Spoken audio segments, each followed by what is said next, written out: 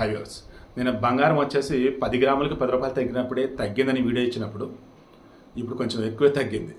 అంటే నిన్న 10 రూపాయలు ఎక్కడ 350 ఎక్కడ సీరియస్లీ 22 క్యారెట్ గోల్డ్కి సంబంధించి 350 రూపాయలు తగ్గింది 10 గ్రాములు. దాని మార్కెట్ ఇప్పుడు ఎంత ఉంది? 87,200 రూపాయలు ఉంది.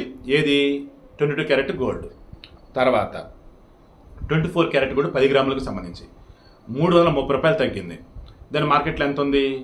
95,180 రూపాయలు ఉంది.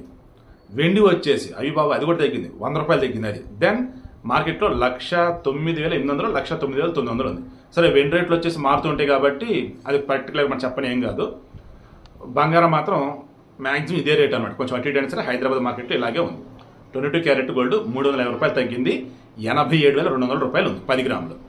24 క్యారెట్ గోల్డ్ 330 రూపాయలు తగ్గింది, మార్కెట్లో వచ్చేసి 95,180 రూపాయలు ఉంది.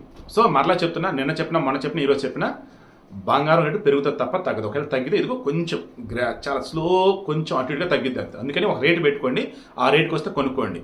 ఇది తగ్గింది అనుకుంటే, పెరుగుతుంది అనుకుంటే అమ్మ బాబు ఇంకా పెరుగుతుంది అనుకుంటే ఆ రేటుకి రాగానే కొనుక్కోవడం చేసుకోండి. డబ్బు ఉంటే బంగారం కొనడం అత్యుత్తమని నా అభిప్రాయం. బట్ మీ కన్సైన్స్ చెప్పింది మాత్రం చేయండి. మరలా మీరు చెప్పారని చెప్పేసి మేము కొన్నాం, ఇప్పుడేమో రేటు తగ్గింది, మీరు చెప్పారని కొన్నాం సార్, రేటు పెరిగింది సార్, థ్యాంక్ యూ సార్, అలా నాకు క్రెడిబిలిటీ వద్దు. ఓకేనా? నేను జస్ట్ అనాలిసిస్ చెప్తున్నా, అబ్జర్వ్ చేసి చెప్తున్నా, దాన్ని క్రాస్ చెక్ చేసుకుని మీ కన్సైన్స్ చెప్తే చేయండి.